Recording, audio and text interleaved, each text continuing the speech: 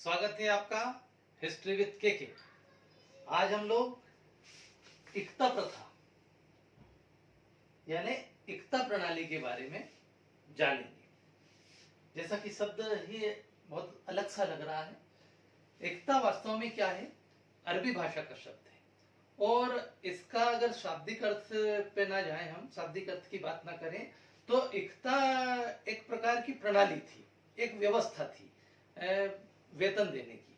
किस समय में? सल्तनत काल में। सल्तनत काल में जो सैनिक होते थे या सेनापति होते थे, उनको नगद वेतन ना दे करके भूमि का एक टुकड़ा दे देते थे, भूमि का कोई क्षेत्र दे देते थे, जहां से वो क्या करते थे कि उससे जो राजस्व मिलता था, किसान भूमि पर जो राजस्व मिलता था, टैक्स मिलता था, उससे वो अपना गुजारा करते थे। मतलब टैक्स जो वो होता था, नगद वेतन ना देकर के भूमि का टुकड़ा दिया जाता था और ये जो सिस्टम था इसको इक्ता कहते थे। निष्कर्ष रूप में अगर आप देखें तो ये इक्ता जो प्रणाली है ये सल्तनत कालीन एक वेतन देने की व्यवस्था है, जिसमें वेतन नगद ना देकर के सैनिक को क्या किया जाता था, भूमि का एक क्षेत्र दे दिया जाता था और उस भूमि के उस क्षेत्र से जो राजस्व मिलता था उससे वो अपना गुजारा करता था। तो ये सिस्टम जो कहलाता था उसको इक्ता प्रणाली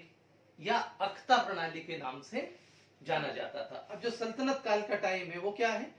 ये 1206 से 1206 का जो टाइम है, कुतुबुद्दीन ऐबक यानी गुलाम वंश की जब स्थापना हुई तब से लेकर के 1526 तक का जब पानीपत का युद्ध हुआ और मुगल सत्ता की स्थापना हुई, वहां तक दिल्ली में क्या हुआ, बहुत सारी सल्तनतों का शासन रहा। जैसे गुलाम वंश रहा, खिलजी वंश रहा, तुगलकों का रहा, तुगलकों के अलावा लोधी वंश रहा। तो अलग अलग सल्तनतों ने शासन किया वहां पर, तो जिसके कारण इसको सल्तनत काल के नाम से जाना जाता है। तो इस सल्तनत काल में एक कर की जो वेतन देने की एक व्यवस्था थी उसको हम इक्ता प्रणाली के नाम से जानते हैं। अब किसने शुरुआत की, यहाँ पर प्रश्न आता है, परीक्षा में पूछ भी लेते हैं। इक्ता प्रणाली का हमने अर्थ समझ लिया, अब यहाँ पर जानेंगे कि इक्ता प्रणाली की शुरुआत करने वाला कौन था। ये भी प्रश्न पूछते हैं क्योंकि इसमें बड़ा कंफ्यूजन है। अगर शुरुआती देखें, हम इक्ता प्रणाली की शुरुआत को देखें कि कहाँ हुई, तो ये फारस में यानी कि अरब के क्षेत्रों में, ईरान इराक के क्षेत्र में इसकी शुरुआत हुई थी। अब्बासियों ने इसको शुरू किया था। भारत में जहां तक बात है तो भारत में मोहम्मद गोरी वो शासक था जिसने अपने एक गुलाम ऐबक को सबसे पहले हांसी हरियाणा का क्षेत्र दिया था, हरियाणा का क्षेत्र, और ये इक्ता व्यवस्था के अंतर्गत ही दिया था। गुलाम वंश था ये पूरा। कुतुबुद्दीन ऐबक जो था वो गुलाम था मोहम्मद गोरी का, और फिर इसी ने 1206 में दिल्ली के ऊपर अधिकार किया और यहां से गुलाम वंश चालू होता है। मतलब जितने कुतुबुद्दीन था, उसके बाद में इल्तुतमिश, बलबन, ये सब एक दूसरे के गुलाम थे, तो गुलामों का शासन दिल्ली पर रहा। तो इसको पूरा पूरा गुलाम वंश कहते हैं। 1206 से लेकर के और 1290 तक का टाइम। तो ऐबक को हांसी की जागीर भारत में दी गई थी, भारत में इक्ता व्यवस्था शुरू की थी। लेकिन यहीं पर कंफ्यूजन है, यहां से इक्ता व्यवस्था की व्यवस्थित शुरुआत नहीं मानी जाती। भारत में इक्ता व्यवस्था की शुरुआत करने वाला था इल्तुतमिश, ये जरूर याद रखें। इसी तरह के प्रश्न परीक्षाओं में प्रायः पूछे जाते हैं। जितने कंपटीशन एग्जाम होती है, कॉम्पिटिटिव एग्जाम होती है, उनमें इसी तरह के प्रश्न पूछे जाते हैं, क्योंकि यहाँ 3 हो गए। अब्बासियों ने शुरू किया, ऐबक को दिया गया यहाँ, लेकिन व्यवस्थित प्रशासनिक ढंग से जो शुरुआत की वो इल्तुतमिश ने की। इसलिए माना जाता है कि इल्तुतमिश ही भारत में इक्ता प्रणाली की शुरुआत करने वाला था। उसके समय में लगभग 2000 इक्ताएं हुआ करती थी। अब यहां पर बात आती है कि ये जो इक्ता प्रणाली थी, इक्ता व्यवस्था थी, इसे क्यों लागू किया गया था, इसको लागू करने के पीछे क्या कारण थे।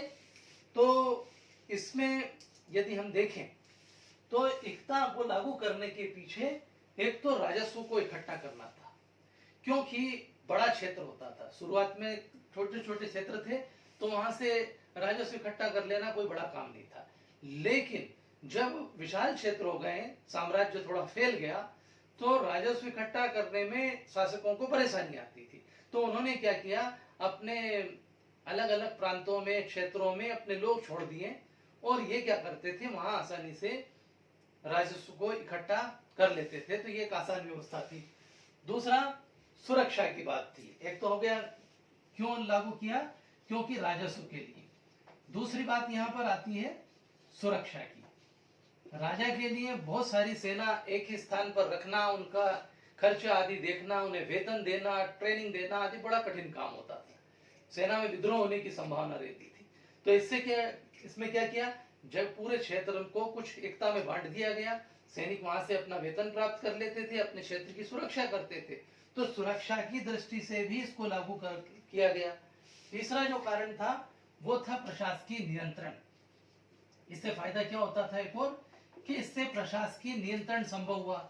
आज भी हम देखते हैं कि यदि एक ही जगह से हम नियंत्रण करना चाहें तो बहुत कठिन हो जाता है। इसीलिए आज भी आप देखेंगे स्वतंत्र भारत में भी तो राज्य, संभाग, जिला, ब्लॉक, इस तरह से व्यवस्थाएं कर रखी है, ताकि छोटे क्षेत्र पर ज्यादा अच्छे से नियंत्रण हो सके। तो यहाँ पर जो इख्तेदार होता था, वो इख्तेदार उस अपने क्षेत्र पर प्रशासकीय नियंत्रण रखता था, वहां की सुरक्षा देखता, प्रशासकीय रूप से वहां काम करता था, प्रशासन का एक अधिकारी के रूप में काम करता था। और एक और था कि राजपूत काल की जो जागीरदारी व्यवस्था थी, उसको समाप्त करना चाहते थे। तो ये कारण हो गया कि जागीरदारों के प्रभाव का अंत करना चाहते थे, जागीरदारों के प्रभाव का अंत करना चाहते थे। इसलिए एक नया सिस्टम लाया गया, और ये था इख्तेदारी व्यवस्था, इख्तेदार, प्रभाव का अंत। क्योंकि जागीरदार विद्रोह करते थे, स्वतंत्र होने लग गए थे, तो जागीरदारों के प्रभाव को खत्म करने के लिए, उस पर नियंत्रण रखने के लिए भी ये व्यवस्था लागू की गई। तो अब तक हमने क्या जाना कि इख्तेदारी व्यवस्था थी क्या, इख्ता व्यवस्था क्या थी, समझ में आ गया। उसके बाद में हमने देखा कि ये जो इख्तेदारी थी, इसको किसने लागू किया। तो हम इसका निष्कर्ष रूप में देख लिया कि भारत में इख्तेदारी व्यवस्था लागू करने वाला इल्तुतमिश था। इसके अलावा इसको क्यों लागू किया गया, तो ये भी देख लिया कि राजस्व है, सुरक्षा है, प्रशासकीय नियंत्रण है, जागीरदारों के प्रभाव का अंत करना था। इन कारणों से इख्तेदारी व्यवस्था को लागू किया गया। मैंने आपको बताया कि सल्तनत कालीन व्यवस्था थी, मध्यकालीन व्यवस्था थी, और इसमें वेतन के बदले, नगद वेतन के बदले भूमि का एक क्षेत्र दे दिया जाता था, और उस क्षेत्र से क्या करते थे कि वो जो सैनिक होता था, वो अपना राजस्व के रूप में जो राशि मिलती थी, उसको वेतन के रूप में ले लेता था। ये एकता है। अब ये इसके प्रकार जाने हम, एक तरह का नहीं था, दो प्रकार की मुख्य रूप से इख्तेदारी मानी जाती है। मैंने जैसा बताया कि इल्तुतमिश के समय में लगभग 2000 इख्तेदार थे। तो ये दो प्रकार के होते थे, इनको जानना बहुत जरूरी है। इख्तेदार की यह एकता व्यवस्था कितने प्रकार की थी, तो दो प्रकार की थी। पहला जो प्रकार था वो था प्रांतीय, और दूसरा था ग्राम स्तरीय। पहला एकता कौन सी थी, प्रांत स्तरीय, और दूसरी ग्राम स्तरीय। तो प्रांत स्तरीय जो होती थी उनको बड़ी एकता बोला जाता था, क्योंकि पूरे प्रांत में थी। और ये जो ग्राम स्तरीय थी, ये छोटी थी। कैसे होता था कि एक प्रांत है, तो प्रांत में प्राय कौन होते थे, सेनापति होते थे। तो उन सेनापतियों को वो क्षेत्र सौंप दिया जाता था। और ग्राम स्तरीय जो इकाइयां होती थी, थोड़ी छोटी होती थी। जैसे आज ग्राम पंचायतें बनाते हैं कि नहीं, 2-3 छोटे गांवों को, 4 गांवों को, या कोई से बड़े गांव को मिला करके और एक ग्राम पंचायत बना देते हैं। इसी प्रकार से उस समय एक ग्राम स्तरीय ये छोटी किस्म की एकता हुआ करती थी। यहाँ पर जो प्रांतीय बड़ी एकता होती थी, इसमें मैंने जैसा आपको बताया कि सेनापति स्तर का अधिकारी यहाँ पर काम होता था, और उसको मुक्ता बोलते थे। क्या बोलते थे, मुक्ता, या उसको वली भी कहते थे। लोग बाग इसको इसका जो नाम था वो मुख्ता और वली, जो कि प्रांत में करता था। ये क्या करता था, सेनापति होता था और इसके अधीन बहुत सारी सेना होती थी, तो प्रायः इसका क्षेत्र भी बड़ा होता था और इसकी जो भूमि होती थी वो खालसा मुक्त होती थी। अब यहाँ एक नया शब्द आ गया, पहले भी हमने बताया है इसके बारे में एक वीडियो में। खालसा, खालसा भूमि कौन सी होती थी? खालसा भूमि वो भूमि होती थी जो कि सीधे जो राजा होता था, जो सुल्तान होता था, उसके अधीन आती थी और उससे मिलने वाला राजस्व सीधा का सीधा सरकारी खजाने में जमा होता था। उस भूमि को बोलते थे खालसा भूमि। तो यह जो क्षेत्र होता था प्रांतीय, खालसा मुक्त होता था, मतलब यहाँ से राजस्व वहां नहीं जाता था, खालसा से मुक्त होती थी। और यहाँ पर सेनापति स्तर का अधिकारी काम करता था, तो स्वाभाविक है उसके पास में क्षेत्र बहुत बड़ा होता था, तो ये अपने अधीन बहुत सारी सेना रखता था। और एकता किसको मिलती थी? सेनापति को। तो इस पूरे क्षेत्र से जो बड़ा क्षेत्र होता था, बहुत सारे गांव आते थे, उनसे में ये अपने सेनापतियों को छोटी छोटी एकताएं बांट देता था और वहां से जो राजस्व इकट्ठा होता था उससे ये अपना खर्च चलाता, अपने खर्च के अलावा सैनिकों को वेतन देता था और शेष जो राशि बचती थी वो सरकारी खजाने में जमा कर देता। तो ये जो सरकारी खजाने में राशि जमा की जाती थी उसको फवाजिल बोला जाता था। पूछा जाए कि फवाजिल क्या है? फवाजिल, तो फवाजिल वो राजस्व की राशि होती थी जो एक इक्तेदार, प्रांतीय इक्तेदार अपने खर्च के बाद, अपने सैनिकों के खर्च के बाद जो कुछ राशि बचती थी, शेष लाभांश, उसको सरकारी खजाने में जमा करता था, वो फवाजिल कहलाती थी। ये शब्द याद रखें, फवाजिल। तो इस तरह से प्रांतीय बड़ी होती थी, मुख्ता और वली वहां पर शासन करता था। ये भूमि खालसा मुक्त होती थी, खालसा भूमि ये नहीं थी। और इस तरह का जो प्रांतपति होता था, यानी कि प्रांत लेवल का जो इक्तेदार होता था, उसको केवल राजस्व इकट्ठा करने का अधिकार नहीं था, बल्कि उसको प्रशासनिक और सैनिक अधिकार भी प्राप्त थे। ये जो इक्तेदार होता था ये राजा के प्रतिनिधि के रूप में राजा की तरह ही वहां पर कार्य करता था। ये बड़ी इकाइयां कहलाती थी, प्रांतीय इकाइयां। अब ये ग्राम स्तरीय होती थी, ये छोटी इकाई थी। और यहाँ पर जो अधिकारी इक्तेदार था उसको अमीर बोला जाता था। अक्सर सुना होगा ये शब्द। एक शब्द और होता था मलिक।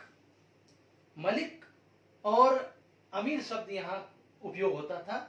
यहाँ की विशेषता क्या होती थी कि ये सैनिकों को दी जाती थी। मैंने जैसा बताया कि प्रांतीय स्तर की जो इक्तेदारी होती थी वो सेनापतियों को दी जाती थी, बड़े अमीरों को दी जाती थी, और ग्राम स्तरीय जो होती थी वो प्रायः सैनिक को दी जाती थी। एक दो चार गांवों को मिला करके एक छोटी इकाई बना दी और एक सैनिक को दे दिया, उसके अधीन कुछ सैनिक है, वो अपना उससे खर्चा चलाते थे और यहाँ से कोई राशि वो राजस्व की जमा भी नहीं करते थे, क्योंकि उतना पैसा उनको मिलता भी नहीं था। तो ये छोटी इकाई होती थी और इसकी विशेषता ये थी कि ये खालसा भूमि के अंतर्गत मानी जाती थी। और इसमें एक और बात ये थी कि यहाँ का जो इक्तेदार होता था, अमीर और मलिक, उसको केवल राजस्व इकट्ठा करने संबंधी अधिकार थे, उसको प्रशासनिक या सैनिक अधिकार प्राप्त नहीं थे। ग्राम स्तरीय स्तर की जो इकाइयां होती थी उनको। अब यहाँ पर आपके मन में प्रश्न आएगा कि भाई इनके कार्य क्या थे? ये जो इक्तेदार थे ये काम क्या करते थे? तो जैसा मैंने अभी तक आपको बताया है, इसमें ही आपको बहुत सारे कार्य इसमें समझ में आ गए होंगे। आपको ये पता लग गया है कि ग्राम और प्रांतीय स्तरीय और ग्राम स्तरीय दो तरह की इकाइयां हैं। अलग अलग मैंने बताया भी कि किसकी क्या है। तो इससे ही आपको कार्य इसमें पता लग गए होंगे कि क्या कार्य होते थे। लेकिन यदि हम देखें तो कार्यों के बारे में, तो इनका महत्वपूर्ण कार्य होता था इस क्षेत्र से राजस्व इकट्ठा करना, राजस्व प्राप्त करना। राजस्व मतलब भूमि पर लगने वाला कर, क्योंकि वो राज्य की आय का सबसे बड़ा उस समय स्रोत होता था। इतने बड़े उद्योग धंधे तो थे नहीं, इतना बिजनेस नहीं था कि और जगहों पर कोई चुंगी कर लगा दे। ज्यादातर जो राज्य की आय का साधन होता था वो भू राजस्व, जो राजस्व मिलता था, भूमि से जो कर मिलता था वही होता था।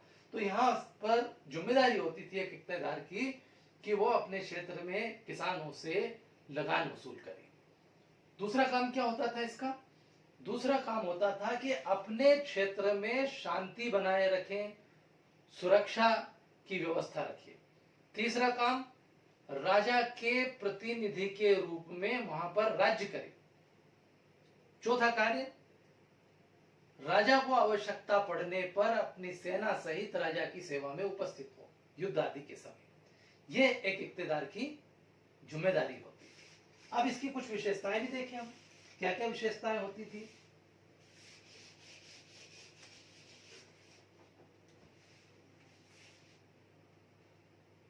विशेषताएं काय की इक्तेदारी व्यवस्था की।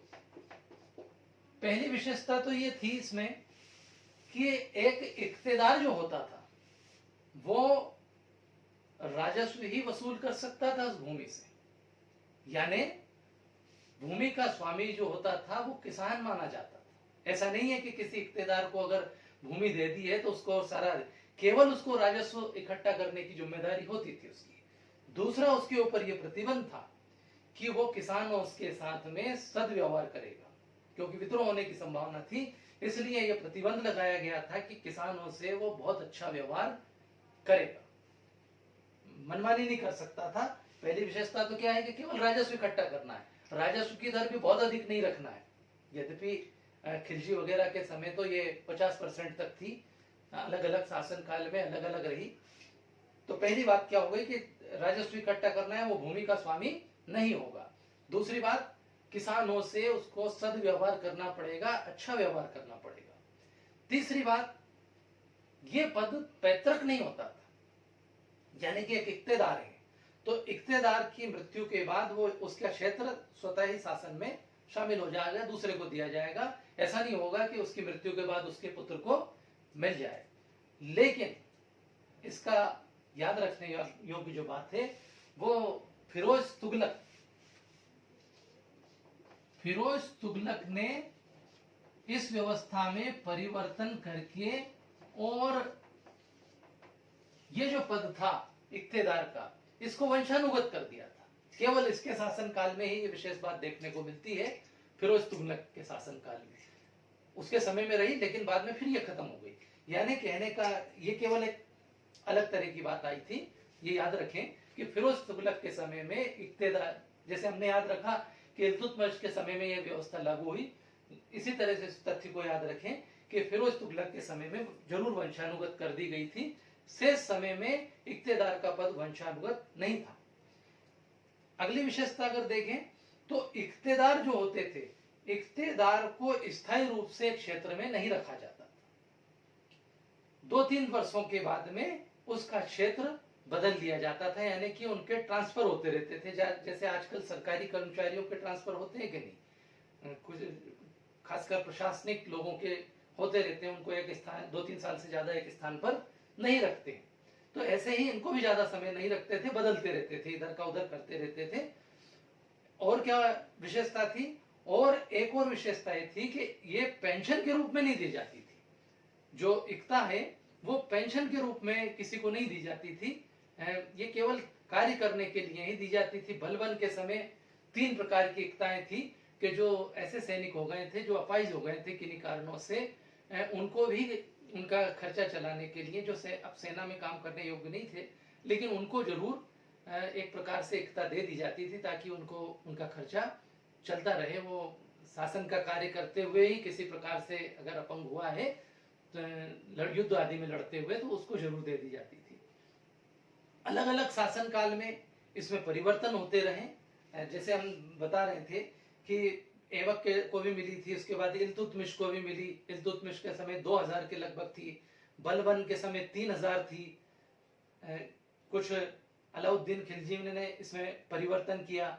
जैसे बलबन के समय उसने इनके ऊपर नियंत्रण रखने के लिए ख्वाजा नाम का एक नया और पद निर्मित कर दिया, जो इनके ऊपर था, इनके ऊपर नियंत्रण रखता था। तो ऐसे अलग अलग शासकों ने इनके ऊपर नियंत्रण भी रखा, और एक इक्तेदार के ऊपर बहुत कठोर दंड की व्यवस्था होती थी। इनके पीछे गुप्तचर होते थे, और राजा के विरुद्ध कोई षड्यंत्र तो नहीं रच रहे हैं सुल्तान के विरुद्ध, ये लोगों से ज्यादा कर तो इकट्ठा नहीं कर रहे हैं, ये किसी तरह के अत्याचार तो नहीं कर रहे हैं। इन सब पर नियंत्रण रखने के लिए उनके पीछे जासूस लगे रहते थे, और यदि ये किसी प्रकार का कोई गुनाह करते थे, किसी तरह के भ्रष्टाचार करते थे, तो इनके लिए बहुत अधिक कठोर दंड की व्यवस्था भी रहती थी। तो ये एक सिस्टम था। अब इससे क्या लाभ हुआ, लाभ हानि भी देखें कि भाई ये इक्तेदारी जो व्यवस्था थी, इससे कुछ क्या लाभ हानि भी, लाभ भी हुए? हाँ हुए, लाभ बिल्कुल हुए। क्या लाभ हुए? लाभ ये हुए कि एक तो सरकार को, सुल्तान को कम खर्च पर अधिक सेना मिल गई। वहां उसको दरबार में, अपने राज्य में उतनी सेना नहीं रखनी थी, बिखरी हुई थी, लेकिन युद्ध आदि के समय बहुत बड़ी सेना मिल जाती थी। तो कम खर्च पर अधिक सैनिक उसको मिल गए। विद्रोह की संभावनाएं भी बहुत कम हो गई। प्रशासकीय नियंत्रण स्थापित हो गया इस व्यवस्था के कारण। छोटे छोटे क्षेत्रों में, छोटी छोटी इकाइयों में जब शासन को बांट दिया, तो इससे प्रशासकीय नियंत्रण स्थापित हो गया। तो ये एक लाभ हुआ। सरकारी खजाने में बहुत सारा राजस्व भी आने लगा, तो ये एक लाभ था। लेकिन इसके साथ साथ इस सिस्टम से बहुत सारी हानियां भी हुई। ऐसा नहीं है कि केवल लाभ ही लाभ हुआ, इससे नुकसान भी हुए। नुकसान क्या हुआ कि जब केंद्र में मजबूत सत्ता रही, तब तक तो इक्तेदार कंट्रोल में रहे। लेकिन जब केंद्र में सत्ता कमजोर हो गई, केंद्रीय सत्ता कमजोर हो गई, तो इक्तेदारों ने अपनी मनमानी करना शुरू कर दिया। उन्होंने पब्लिक पर, जनता पर, किसान पर अत्याचार भी किए, अधिक राजस्व भी वसूल किया, राजस्व को सरकारी खजाने में जमा नहीं किया, अपने गुट बना लिए। तो ये इस तरह से घातक भी साबित हुई ये व्यवस्था। तो कुछ हानियां भी थी और कुछ लाभ भी थे। आशा है आपको इस वीडियो से इक्तेदारी व्यवस्था के बारे में समझ में आ गया होगा। क्या देखना है हमें इसमें, इक्तेदारी व्यवस्था क्या है, हमने अर्थ बताया इसका। इक्तेदारी व्यवस्था किसने शुरुआत की थी ये भी देखा। इक्तेदारी व्यवस्था के प्रकारों को देखा कि 2 प्रकार थे। इक्तेदार के कार्य देखे, इक्तेदारी व्यवस्था की कुछ हमने विशेषताएं देखी, इसके लाभ हानि के बारे में देखा। कुछ प्रश्न है कि जैसे किसने शुरुआत की थी, फवाजिल क्या होता है, वंशानुगत व्यवस्था किसने लागू की थी, कितने प्रकार की होती थी, प्रांतीय क्या होती थी, और मलिक कौन कहलाते थे, अमीर कौन कहलाते थे, मुख्ता क्या थे, वली कौन थे। ये सारा का सारी व्यवस्थाओं को हमने आज जाना। आशा है इससे आपको पूरा इसके बारे में जानकारी मिल गई होगी। यदि वीडियो बहुत अच्छी लगे तो प्लीज इसे लाइक करें, शेयर करें। Thank you very much.